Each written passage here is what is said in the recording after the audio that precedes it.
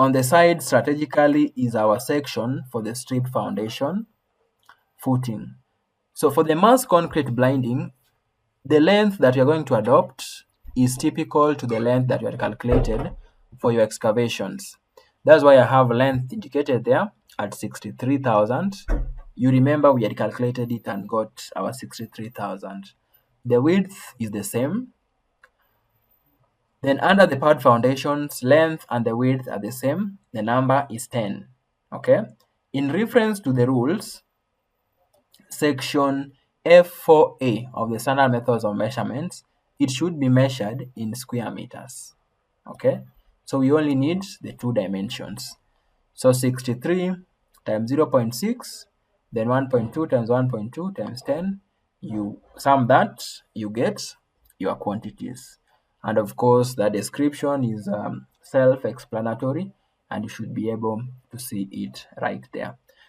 Then reinforced concrete in strip foundations and pad foundations, according to the standard methods of measurements, they should be measured in cubic meters. Okay, you can see the rule here.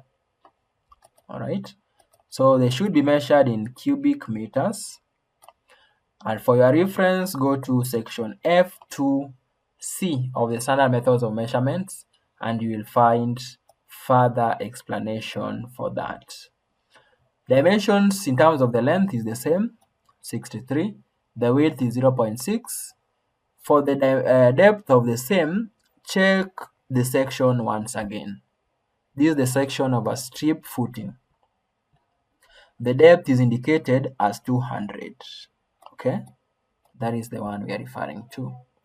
So length times width times the depth. Then for the pad footing, go again to the detail. This is the detail. Okay, the detail is indicating, let me just erase this portion so that you're able to see it better. So the detail is indicating base 1, 1200 by 1200. Depth is equals to 350. Referring again to the section, this is the section of it, okay, of the plan that is indicated up here. The section says 350, so you just take that. So 1.2 times 1.2 times 0.35 times 10. So once that is noted, then you have everything there. Just multiply them and add. And then description is on the side, clearly indicated. Okay, so always for further clarity, make sure that you can always look at the notes, okay, the notes provided beside the drawing, so that you find the specification. You find the specification for the item like concrete. Okay, let me see if that is indicated here. Yes, so specification note number 7. At note number 7, concrete used shall be class 25/25, 1 to 1.5 to 3. So that one gives you the specification for the concrete that should be adopted in the structural concrete. And in this case, you can see it's 1 to 1.5 or 1 to 1.5 to 3. Okay. What is next is concrete in stub columns. So stub columns are basically columns at the foundation. Okay, let me see. Columns for the foundations. So this is how they look like. Okay, so this is pad foundation footing once it has been done. The stub columns I'm talking about are the ones that come from right from the stable ground all the way to the slab. So depending on where the slab is going to be installed, all those that portion of the column below the ground, from the slab ground floor slab level to the ground to the farm ground level is what we call the stub column, or the foundation foundation column. That noted.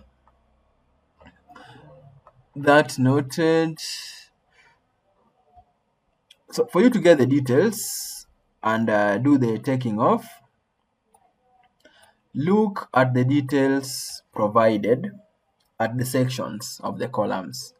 So this is where the details for the columns have been shown. Okay.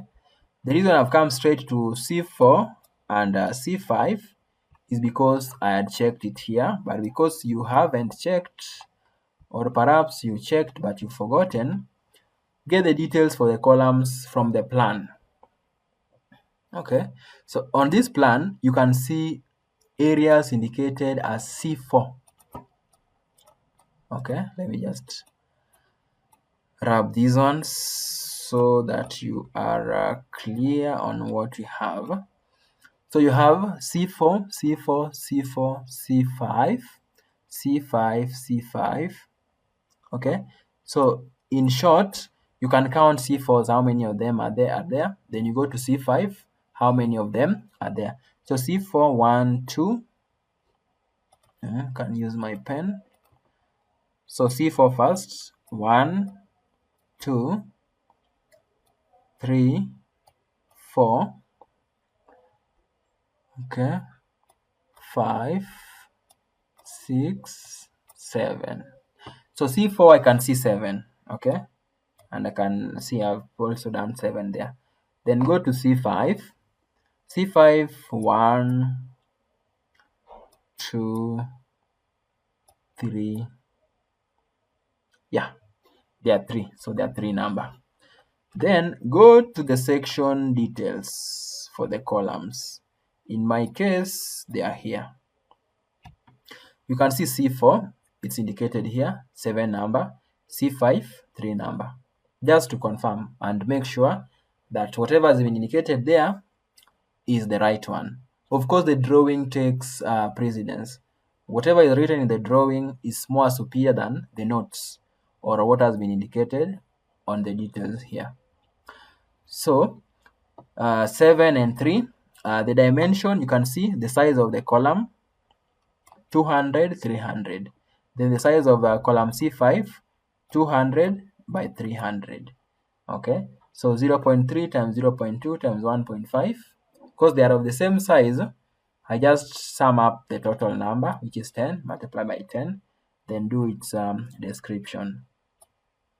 The rule mentions you should do it in cubic meters, just as we've done. And check F2, F2C, you should be able to find that particular item. Okay, our next item is on ground floor slab. Okay, so for the ground floor slab, we'll combine it with the dam-proof membrane, the BRC, maram blinding, and also hardcore.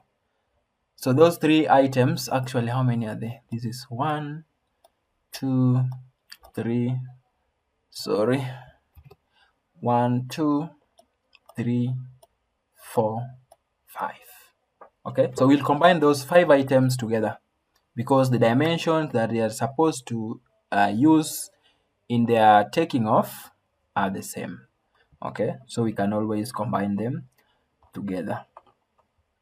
So looking at the rules of each, okay, just before we do the takeoff for the items, the rule of each mention that we should do taking off in square meters. Okay, that is also the reason that we've combined them together.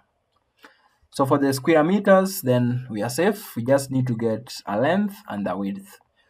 So the simplest way to explain this is that for the square meters of these 5 items we've mentioned, let's just take the dimensions to the external faces of the external wall. That is the basic principle. External faces of the external wall. Once you get that, you are good to go. So my simpler way of handling this, For instance, you can see the way my plan is looking like, the layout. It's not a perfect shape, let me say a perfect rectangle and a straightforward one. So I always like dividing it into sections that are easier to maneuver. So in my case, I have got sections. I've divided section 1, for instance. Now section 1, let me get my pointer here. So this is section 1, okay? So section 1, just get the length and the width for that section 1 only. So the length of it, according to that calculation, it's the first is 700, another 700, 2800, 400, 1800, okay? Then the dimensions I said are at from the centers, and you can see it by yourself as well. Now I need to add the external portions of those bits of those walls. So I will add 200 times half times 2, get 200, then that combined I get 6600. Then the width of that, the width is here. On this width you can see we have 1250 and 1900. So I add 1900 plus 1250. I get 3150. The reason I am not adding or subtracting anything there is because there is a section at the top which is going to use that portion. It's going to stretch this section 1 downwards by a portion equivalent to half of the wall. So it's like +1 -1. That is in a basic way to explain it. Then I go to section 2. I go to my pointer again. On section 2, this is section 2, okay?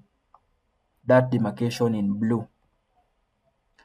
So once I have it demarcated, then my work is just to simply get that scope, or get the lengths and the widths. In my case here, it's 800, 500, 800, 500, 700, 700, 2800, 400, 1800. Then I add the wall, half of it on externals on this side and another half on this other side. I get 7900. Then for the width, you can see 1200, 2600, 1200, 1000, and 600, and also another 200. So this is the point I was explaining just a moment ago, that I'll add the half of the wall there and another half at the bottom here. So that one is affecting the section 1, and quite fast. So we are done with that. Then section 3, okay? Section 3 is here, this portion here. This is the section 3. So on section 3, straight away, the length 5000, then you add 1300. That is the length. You notice I'm also not adding or subtracting anything here, because this half has been used by section 2. So it's +1 -1, so it remains the same. And then for the width, it's now 2600, 1200, 1000. Then you add the walls, half to the top, half to the bottom, and boom, all the sections are done. So where we end, for us to enter the dimensions, we just take those portions without having to multiply them on the waste calculation or any other thing to be done. So just enter them as they are, all in square meters, okay?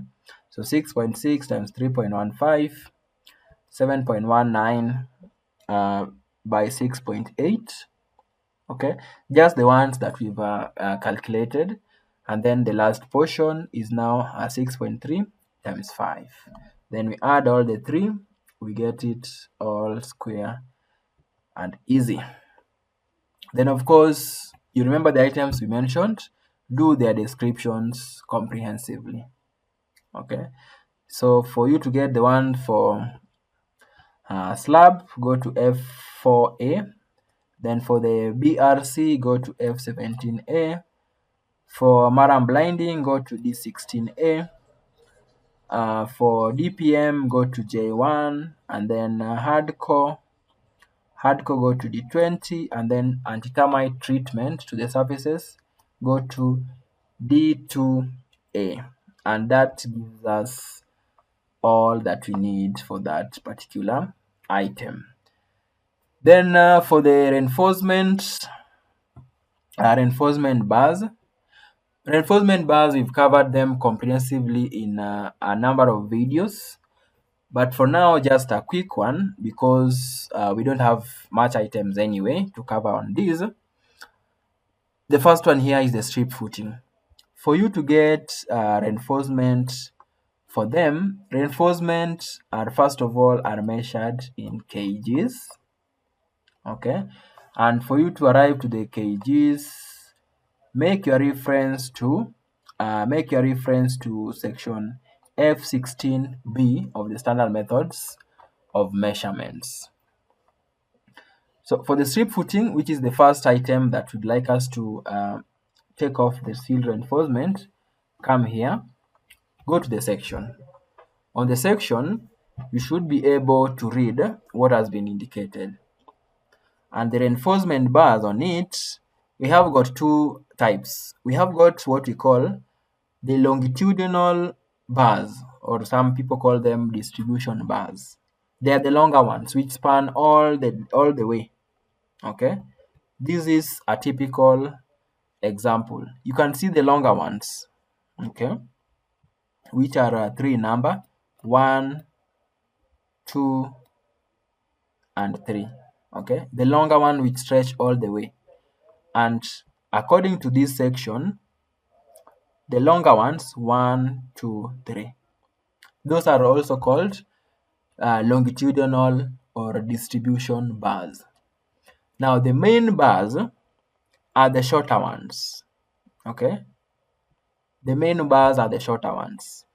You can see the ones that are from one end going all the way to this side. Okay, and they are stretched, quite a number of them.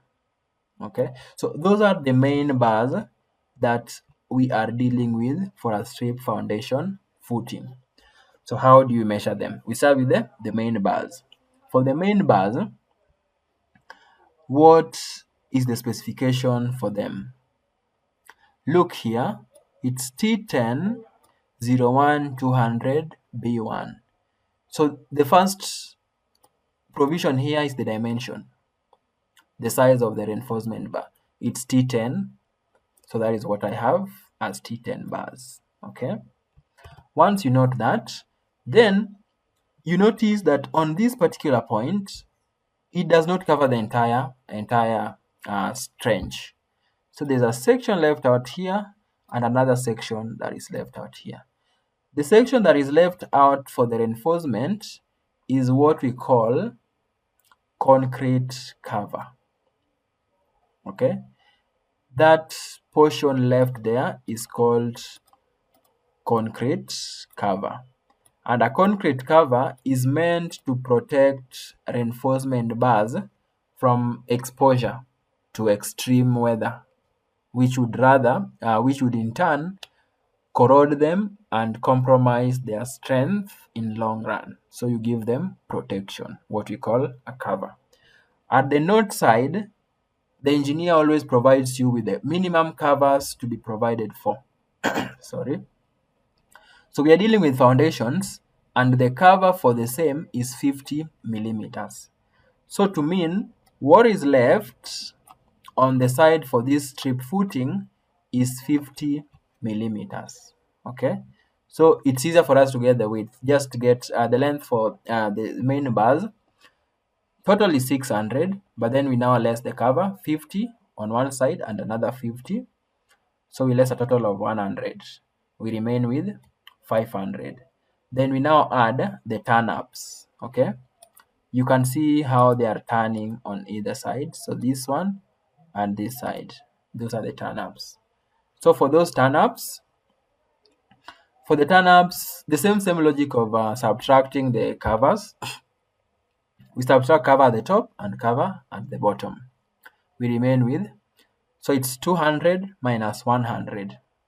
Okay, that is what I've done here. 200 minus the covers, 100. You get 100, but there are 2 in number, so multiply by 2, you get 200. So the total is 700. So it's 500 straight plus the 200, we get 700.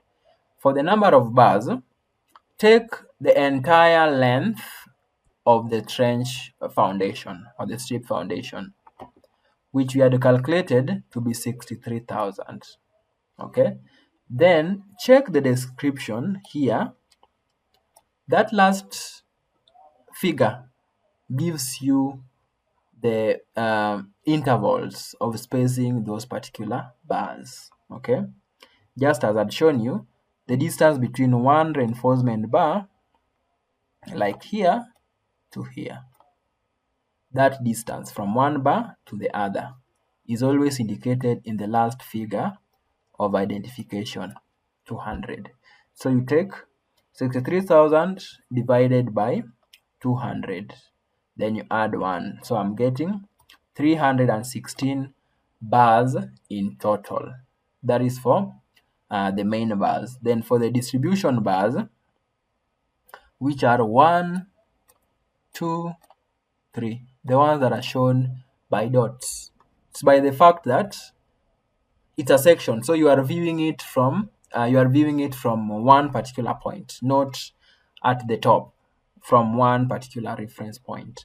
So they are always shown by the dots. And specification is here, 3T802B2. So T8 is the size, and how many of them? There are 3 in a number. So total length is equals to the length of the strip footing for the 63,000. The number is 3. Okay, then we see the pad foundations.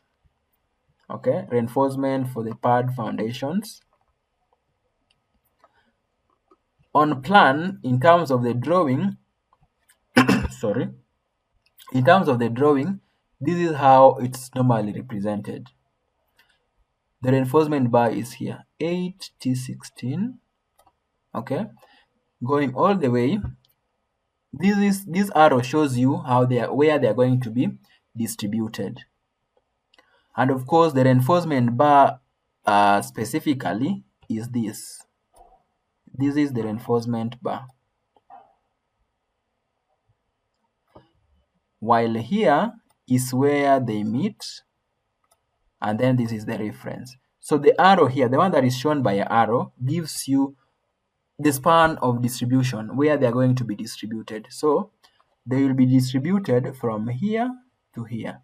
But the reinforcement bar is this, which are 8T16, 200 interval spacing. So as usual, of concern to us is first the length. So what is the length? The length first gets, the entire stretch is 1200 as per the plan, but then we less the cover as usual, which is 100. We remain with 1100. Then we add the turnups again. For the turnups, we take the entire depth of it, 350. Then we less cover at the top and cover at the bottom. We are subtracting 100. That means we remain with 250, but then one side, this is 1 and 2. Okay, so it's 250 times 2 get 500 plus the 1100 we have got up here. That gives us 1600 total length.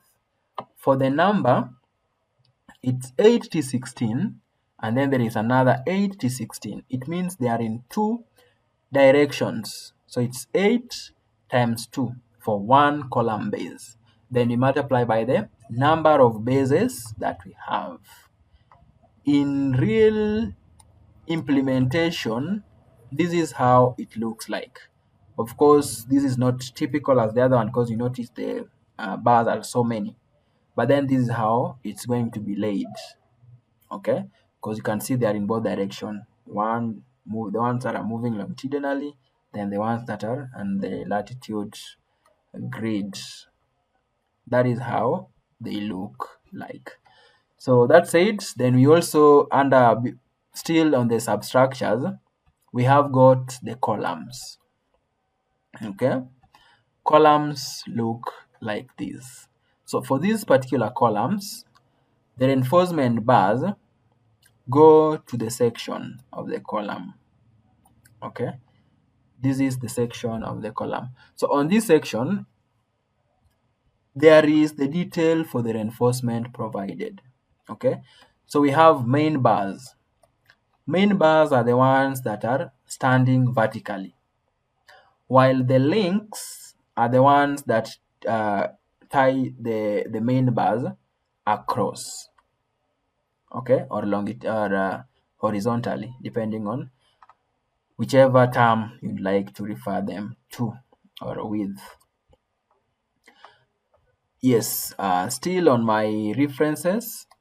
So like in this case, the main bars are these ones. One, okay, start with that. 1, 2, 3, 4. So those are the main bars we are referring to. While this one here, that is the link. Okay, and if I zoom it in further, you can see for the link, it goes full perimeter, and then there is a hook. There is a hook here and another hook on that end. Okay, so let's see how those dimensions translate to what we have in terms of the calculation. So once you've learned what they are, then for our calculation, main bars, I'd like to take you to another illustration, which is here. For this one, before the casting is done. So for this case, what you need to notice is that the main bars, there is a foot of it at the bottom, and then it goes straight. So this one here is a portion that you always have to take note of. You can also see an illustration of it on the drawing as it is here. Well, so for the length of it, we'll take the entire depth of the excavation we got. So the depth of the excavation was 1500. Overlap is always indicated here. Okay, 800, get it there. Then the turn up that we're talking about now is this, the one at the bottom. You can allow a given figure because in most cases it won't be given. So in this case, I'm taking 300 millimeters. So I'll take 1500 plus 800 plus 300. Excuse me. Total of that is 2600. The number of the bars is indicated here. It's 4T16. So in each column, we have 4 of them. Okay. So it's always wise to confirm if they are the same for all the columns, because you realize that at times some columns might have different number of those bars. So in this case, it's also 4. Okay, so 4 of them times the number of columns. How many columns do we have? Okay, how many columns do we have? So that is 10. Count and confirm from the layout. Then we go to the links. Links are indicated in terms of the number 7. Okay, so we'll use that 7 in a few. But before that, another important bit is for us to know the length for the same. Okay, so for the length, the column in total size is 300 by 200. So for the width, at the 200 width, we less the curve again. 50 times 2, we less 100, we get 100. Okay, then for the length, which is 300, less 50 by 2, Okay, you're lessing another 100, you remain with 200. So we add 100, which is the one that is remaining here, and 200, which is what is remaining in this portion. We add the 2 by 300, you get 600. Then we add the hooks. Okay, hooks, you can allow a reasonable dimension, which I'm going to give 100. Total is 800. The number of them is now 7. You can see there's 7 here. 7 times the number of columns, which is 10. And all that combined, we now enter the dimensions. We started with the one for the strip footing, 0.7 times 316. That is what comes here first. 0.7 times 316. And the length is 221. That is length in meters. You describe 10 T10 bars. But then now we are going to convert it into kgs. Take this 221 multiply by dimension times dimension, that is dimension squared, divided by 162, which is a constant for conversion. Okay, you are sure if you have this conversion relation, you don't need to cram anything in terms of how to convert the lengths into kgs. Then we do the same for the rest of the items. So this is 63 multiplied by 3. Which one was that? That was for the strip footing again. For the strip footing, which is here, this 63 times 3 number. We've entered it there. Then 0.8 times 7 times 10. Those are the links. Okay, 0.8 times 7 times 10. Those are the links for the columns. So we are just combining the items that are of the same, the reinforcement bars of the same dimension. Then we do our conversion again. Then we do T16 bars. T16 bars, just as we've calculated here. Here they are. Okay, so it's 2.6 multiplied by 4. That is for the footing. 2.6 by 4 times 10. Okay. Then there are also another section where we had the T16 bars. Apart from the columns, we had another T16 somewhere. Yes, that was on the pad footings, where we had a total length of 1.6 multiplied by 8 times 2 times 10. Okay, we enter it there. Then quickly, the formwork. Depending on where the location you are putting it into, formwork is always measured in square meters to the sides of the foundations. Okay, so looking at this, formwork is measured in square meters. This is to the sides of pad foundations. So we'll get the length. We calculate the entire length of the pad footing. So in this case, it's 1200 times 4. We get 4800. The girth of that is equivalent to the thickness of the pad foundation, which in our review or in our explanation, we had seen it to be 350. So formwork in this case is now the entire total length, 4.8 multiplied by the girth, 0.35 times the number, which is 10. Okay. Then two sides of the strip footing, total length we had calculated, multiply by the girth, 200. Okay. Okay, so this is 4.8 times 0.35 times 10. Then to the strip footing is now the total length multiplied by 0.2.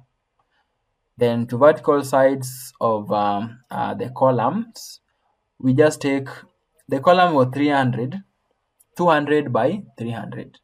So we add 200 plus 300, we get 500 times 2 gets 1000 times 1.5 times 10. Then to edges of the slab bed, go to the plan, which is still here. For this plan, get the perimeter on the external faces of the wall. Okay, so you simply add one by one all the way until all the sides have been taken into account. It's measured in linear meters, stating the width in stages of 75 millimeters. You notice we have that in the description. Okay, and for your reference, go to F21A of the standard methods of measurements. You will get all that we are talking about. Then another one is foundation walling. Foundation walling, for the external wall, take the center line. And the center line we had already calculated while we were doing the trench excavation. Then the next step is now to get the internal lengths. The process remains the same. Do it according to the grids. The only difference this time round is that you remember we were deducting for the spreads.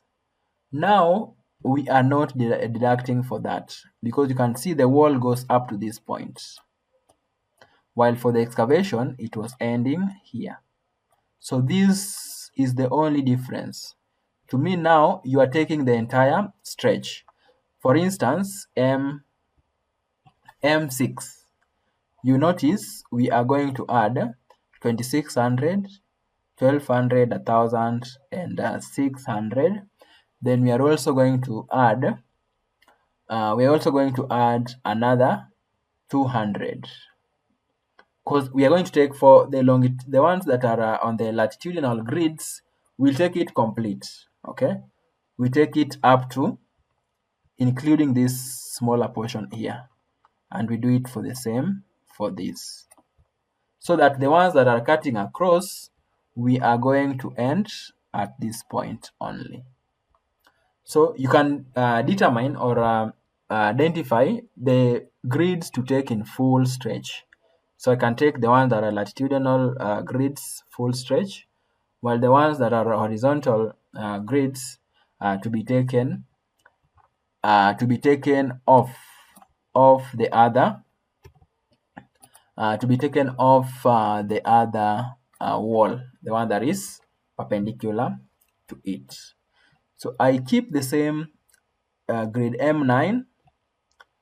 Grid M9 is after M6. Yes, is M9. So this is the M9. I just play it there so that you can also follow by yourself. You can see it there. Add all the dimensions, get that. Then M9 prime, they are of the same dimension. Then grid Y6 is now here. For Y6, you can see the scope of it. It goes up to this point, that is M4 all the way to M9. So in this case, make sure that it's only within. Okay, so it's 2800 plus 400 plus 1800.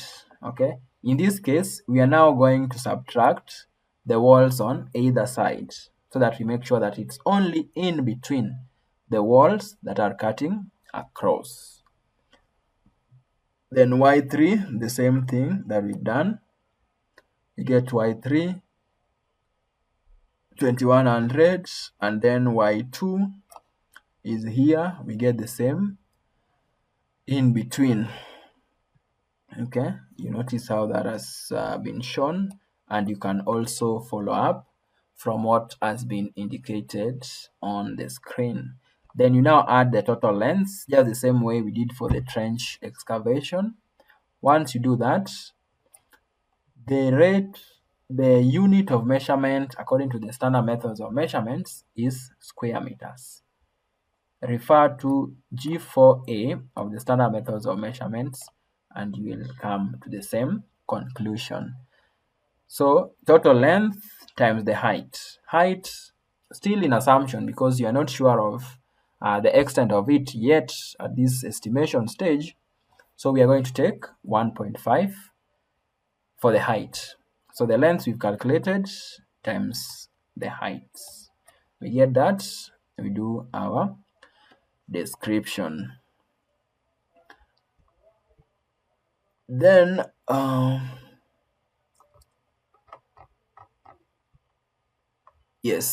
other one is backfilling to sites of excavation. Backfilling is measured in cubic meters according to the rules. Refer to D15C of the standard methods and you'll find the same thing. So backfilling for the trench excavations, the length remains the same, but now we are backfilling to the sides, okay? External side and internal side. So it means the total was 600, subtract the wall only, we remain with 400, height remains the same. Of course, after you do away with topsoil, footing, and the blinding, so you remain with 1100, like in this case. Then you do the same for the bases. Where you're going to, you just take the entire volume that we had excavated, and then we do what we call we subtract. We make the same adjustments as we've done for the trench excavation. Okay, just once that is done, then we go to disposal. Disposal is basically the difference between what you have, the total excavated material, less what you are backfilling. Okay, so this is an illustration for the same disposal of excavated material. So we have the drawing here, quite clear. I believe you are able to see, and then you have the working indicated here, plus a follow-up from what we have just accomplished. Then lastly, we are looking at plaster or finishes to the plinths. Okay, so finishes to the plinths is basically provision of finishing the substructure. Now the plinth we are talking about, we need to finish this bit. Always it's always the side of the slab and at least one course for the foundation. I mean the first course of the walling. Okay, so what you'll do, get the same length we had applied, we had used while we are doing the same length we had used while we are doing the external wall is what is going to be applied here. Then you multiply by this portion, the portion for the slab, which is 150. Then you add one course around 200. So that gives you a depth or a girth of around 350 in total. So that brings us to the end of substructures coverage. I believe it's quite comprehensive and should be able to help you maneuver through any type of drawing or any type of actual work interpretation and so on. If you find the video helpful, kindly leave a like, share, and also comment on areas that we should improve or areas that we need to clarify further so that we are able to learn as much as possible. Thank you very much for watching this video. Till we meet again in our next session coming very soon. And also remember, we are doing personal or private tutoring. Don't hesitate, just reach out. Assignments or tasks relating to building and construction, all those are tackled. I can help you learn them, I can also do them for you. all as you'd wish. So thank you very much. Till we meet again. Bye bye.